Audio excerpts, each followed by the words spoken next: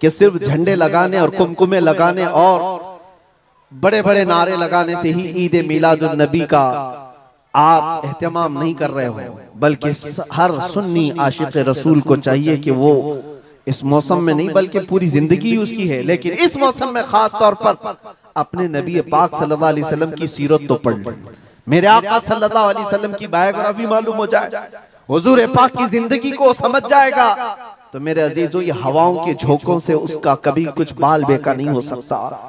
जो नबी पाक सल्लल्लाहु अलैहि वसल्लम को पढ़ा हुआ है वो तूफानों और आंधियों में अपना मजहब नहीं बदल सकता, वो लोगों की लालच पर अपना दीन का सौदा नहीं कर सकता। ये वही लोग हैं जो दीन के सौदा करते हैं जिन्होंने अपने नबी को नहीं पढ़ा। हुजूर पाक सल्लल्लाहु अलैहि वसल्लम को जिन आंखों ने एक बार देखा है वो सहाबा की जिंदगी तो देख लें, उनको खोलते हुए तेल में भी डाल दिया गया, मगर दामन मुस्तफा से हाथ हटाना तो दूर की बात है, जुबान पर लफ्ज लाना भी उन्होंने कभी गवारा नहीं किया। जानते हो 3 भाई थे, ये कलयुगी में एक हिकायत लिखी हुई है, 3 सगे भाई थे, एक ईसाई बादशाह ने गिरफ्तार कर लिया, तीनों जवान थे 20 से 30 साल के बीच में, और बादशाह ने कैद करके उनको सबसे पहले क्या कहा, तुम अपना दीन बदल लो, धर्म परिवर्तन कर लो, मोहम्मद अरबी सल्लल्लाहु अलैहि वसल्लम के जो कसीदे गाते हो छोड़ दो। लेकिन देखो याद रखो, उसमें से जब बादशाह ने ये बात रखी तो उन्होंने कहा नहीं, हमारा दीन इतना सस्ता नहीं है कि हम तुम्हारी कैद में आते ही बदल डाले। उसने कहा अगर तुम बदल लोगे तो मैं तुम्हें अपने वजारत में सिपाहियों में बड़े मनसब पर रखूंगा। नहीं माना, ठुकराया। बादशाह ने क्या कहा, इसकी सजा तुम्हें भुगतने के लिए तैयार रहनी होगी। तैयार। बहुत बड़े एक कढ़ाई में तेल को लाकर खोलते हुए तेल में उसमें से सबसे बड़े भाई को डालने का हुक्म दिया। बादशाह ने जैसे हुक्म दिया, जल्लाद आया और उन 3 भाइयों में से एक को उठाया और खोलते हुए तेल में डाल दिया। अंदाजा करो, मोमबत्ती पर अगर तुम्हारी उंगली भी लग जाए ना तो चमड़ी जल करके निकल आएगा, और पता नहीं कितने दिन तक इसकी जलन आपको होती रहे। लेकिन एक पकते हुए तेल में डाला जा रहा है, डाल दिया, जिस्म पूरा चरमरा गया।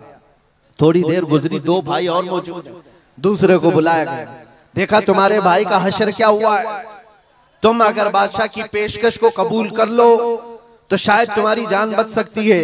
दूसरे ने मुस्कुराया और कहा वही शायद उनकी ही जुबान थी जो बरेली से यूं आती है, जिंदगी ये नहीं किसी की किसी के लिए, जिंदगी है नबी की नबी के लिए।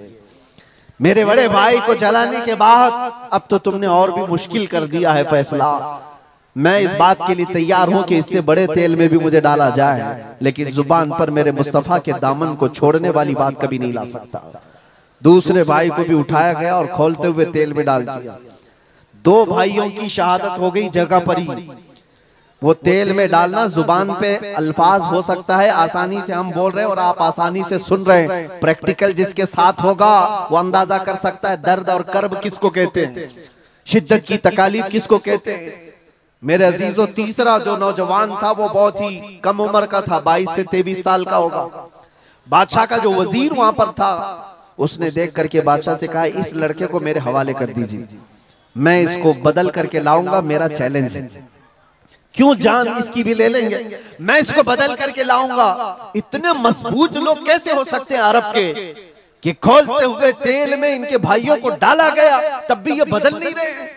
2 को मरते हुए, अरे यहाँ 1 को डंडा पड़ते हुए देखकर सारे भाग जाएं, और ये 2 को जलते हुए देख करके भी टस से मस नहीं होते। कैसा अकीदा है, कैसा तसल्लुब है इनका। बादशाह ने कहा किस बात पर तुम्हें यकीन है कि इसको तुम बदल लाओगे।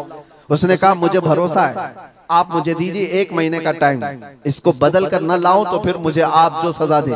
बादशाह ने कहा ठीक है ले जाओ। तीसरे को खोलते हुए तेल में डालने की बजाय बादशाह ने अपने वजीर के हवाले कर दिया। और दुनिया देखो मेरे अजीजों, याद रखो आशिकाने मुस्तफा से 2 इम्तिहान हर जमाने में होते रहेंगे, आज भी हो रहे हैं और होते रहेंगे। पहला इम्तिहान मौत से डरा करके तुम्हारा दीन छीन लिया जाएगा, मौत से डरा करके ये हो जाएगा वो हो जाएगा, तुम्हें ये कर दिया जाएगा वो कर दिया जाएगा। मौत का डर, खौफ तुम्हारे कदमों में डगमगाहट लाने के लिए लाया जाता है। अगर मौत से नहीं डरता कोई आदमी तो उसके साथ दूसरा पेंतरा क्या खेला जाता है। ये दुनिया का दस्तूर है हमेशा से जब देखती है दुनिया के ये मौत से डरता नहीं है, तो फिर इसको औरत और दौलत की लालच से खरीदने की कोशिश की जाती है। ये दो चीजें ऐसी हैं जो अच्छे अच्छों का सौदा कर जाती हैं। बहुतों ने अपना ईमान सिर्फ शबाब पर बेच दिया है, हुस्न शबाब को देख करके। औरतों के दिल दादा हुए या दौलत के दिल फरेब हो गए और उन्होंने अपना दीन का सौदा कर लिया है।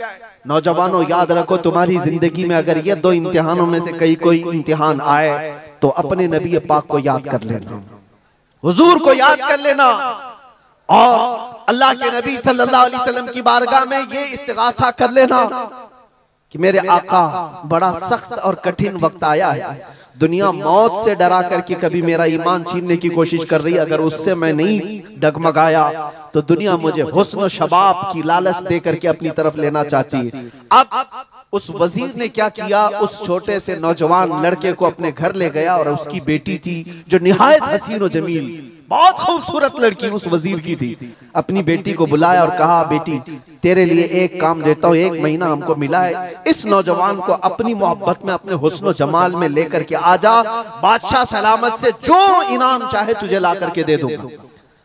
अपनी लड़कियां आशिकाने मुस्तफा को खरीदने के लिए कल भी भेजे जाते थे, आज भी भेजी जा रही है। हो सकता है बहुत सारी जगहों पर जो हमारे लोग मुर्तद होते जा रहे हैं, वो जो बच्चियां आज अपने दीन और ईमान का सौदा करके भागती हैं किसी गैर के साथ और कहीं जा करके शादियां रचाती, वो ये समझती हैं कि ये कॉमन सी बात है।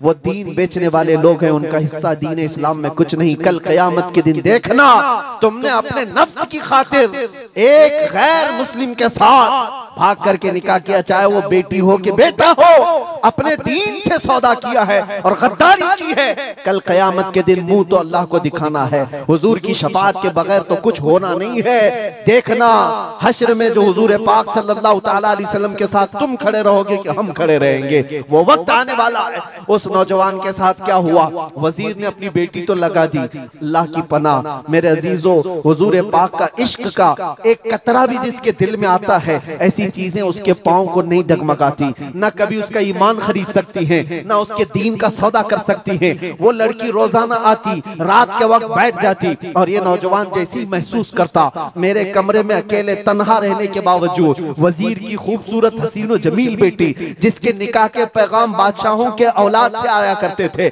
शहजादे निकाह का पैगाम भेजा करते, वो लड़की मेरे पास आकर बैठ जा रही है। नौजवान क्या करता था, मुसल्ला बिछाया और सजदे में गिर गया।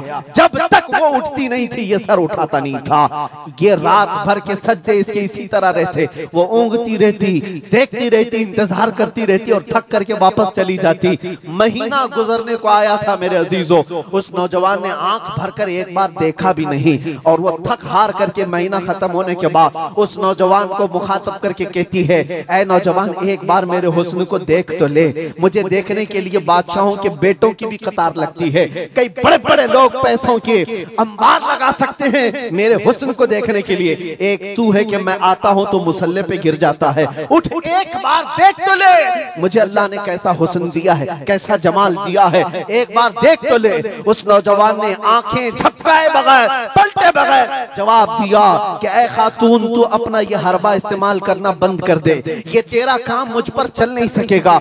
वजह यह है, जिन आंखों में एक बार जमाले मुस्तफा बस चुका हो, उसको दुनिया का हुस्न कभी धोखा नहीं दे सकता, दुनिया का जमाल उसे खरीद नहीं सकता।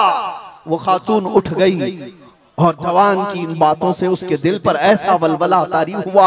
वो खातून कहती है, ऐ नौजवान खड़ा हो जा, मैं तुझे खरीदने नहीं आई, मैं तुझे अपनी दामे फरेब में फंसाने नहीं आई, उठ जा, अब मेरी एक अर्जी सुन ले। नौजवान उठा और पूछा, क्या अर्जी है? कहती है कि मैं अब तेरी मोहब्बत में गिरफ्तार हूँ, मैं चाहती हूँ कि तू मेरे दीन में ना आ, बल्कि तू अपने दीन में मुझे दाखिल कर ले।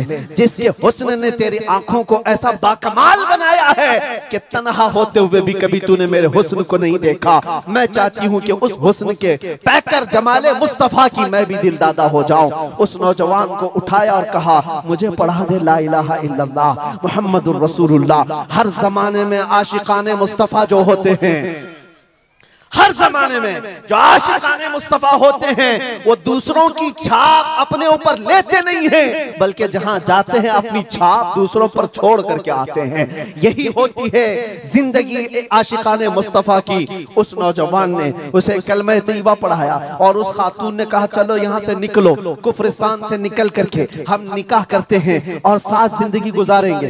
तवज्जो चाहता हूँ, तवज्जो चाहता हूँ, ये मेरी बात को खत्म होने दो। ऐ नौजवानों, आज तुम्हें कोई बहकाने वाला, खोलते हुए तेल में डालने वाला नहीं है, उसके बावजूद तुमने पता नहीं अपने कितने घंटे ये सारे सोशल मीडिया पर आई हुई ऐसी हसीना और जमीलाओं के पीछे अपनी रातें बर्बाद कर डाली। तुम्हें पता नहीं ये आंखें अल्लाह ताला ने तुम्हें किस लिए दिए हैं। दुआ ये करो कुछ ऐसा कर दे मेरे किरदिगार आंखों में, हमेशा नक्श रहे रूए यार आंखों में। उन्हें न देखा तो किस काम की है ये आंखें कि देखने की है सारी बहार आंखों में। अजीजा ने गिरामी, उस नौजवान ने उस खातून की बात सुन ली और कहा चलो मुझे इस जगह से, इस कैद से निकालो, हम ये शहर छोड़ देते हैं, ये मुल्क छोड़ देते हैं। उस खातून ने उस नौजवान को आजाद किया और साथ लेकर चल पड़ी।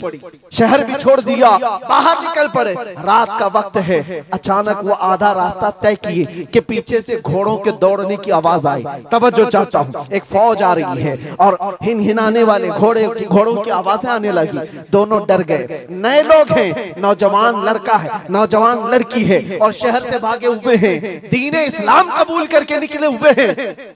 बादशाह को हो सकता है खबर हो गई होगी, वजीर को पता चल गया होगा कि कैद से निकला हुआ ये फरार मुजरिम हमारा शहर छोड़कर जा रहा है। पूरी फौज आती हुई नजर आ रही थी। ये दोनों एक दरख्त के पीछे ओट पर छुप कर खड़े हो गए। पता नहीं अब इसके आगे क्या होने वाला है, हमें गिरफ्तार कर लिया जाएगा, हो सकता है हमारा भी अंजाम वही होगा जो हमारे दो भाइयों के साथ हुआ। लेकिन इत्तेफाक की बात है वो घोड़े करीब से करीब आते गए, वो फौज करीब आ गई और जब आ गई तो करीब आकर वो फौज रुक गई। इन्होंने देखा नहीं ये फौज कौन थी, ये लोग कौन थे। दरख्त के पीछे छुपे हुए हैं नौजवान और वो दुशीजा। अचानक आने वाली फौज में से एक गरजती हुई आवाज आती है, नाम लेकर के नौजवान का पुकारा जाता है, ऐ फलां बिन फलां बाहर आ जा, बाहर आ जा। बाहर ये नौजवान आता है तो देखता है बादशाह की फौज नहीं है, वजीर की फौज नहीं है, बल्कि वो दोनों शहीद भाई घोड़े पर सवार है और सारी फौज में रसूलुल्लाह के वो शहीद सहाबा तशरीफ लाए हुए हैं। नारे तकबीर, नारे रिसालत, नारे रिसालत। ये नौजवान घबरा गया और पूछा मैं अपने भाइयों को देख रहा हूँ घोड़ों पर सवार हैं, चंद दिनों पहले बादशाह ने खोलते हुए तेल में इनको उड़ेल दिया था, इनके जिस्मों को जला दिया था। ये देख करके आप कपकपी जिस्म पर तारी है, भीगी आंखों से पूछने लगा बड़े भाई आप लोगों को जला दिया गया था, तेल में खोलते हुए डाल दिया गया था, आप लोग यहाँ कैसे आए? दोनों भाइयों ने कहा ऐ मारे नन्हे भाई क्या तूने कुरान की आयत नहीं पढ़ी, वला तक़ूलू लिमन युक़तलु फ़ी सबीलिल्लाहि अमवात, अल्लाह की राह में जो मारे जाएं उन्हें मुर्दा न कहो। नौजवान ने पूछा तुम्हें दर्द कितना हुआ होगा जब जलाया गया था, खोलते हुए तेल में डाला गया था, कर्ब कैसा था, तकलीफ कैसी थी? तवज्जो चाहता हूं नौजवानों, इश्क़ मुस्तफा में बर्दाश्त किया हुआ दर्द कुछ नहीं होता है। उन नौजवानों ने कहा दर्द कौन सा, कर्ब कौन सा, तकलीफ कौन सी? तूने हमें डालते हुए देखा है, खोलते हुए तेल में, जलती हुई चमड़ी देखा है, लेकिन हमें दर्द का एहसास नहीं हुआ, इसलिए कि जिस वक्त जल्लाद हमें तेल में डाल रहा था सामने तो हमें जमाले मुस्तफा नजर आ रहा था। जहां मुस्तफा का हुस्न हो फिर दर्द किस बात का, कर्ब किस बात का? इसीलिए तो सहाबा का ये नारा था या रसूलुल्लाह या रसूलल्लाह कुल्लु मुसीबतिन बादका जुललुन, ऐ अल्लाह के रसूल अगर आप हैं तो फिर हर मुसीबत हल्की है, हर मुसीबत छोटी है। ऐ नौजवानों दुनिया ने खरीदने की कोशिश की है, लेकिन जो जमाले मुस्तफा का दिल दादा है वो दुनिया के हालात से न बिकता है न झुकता है।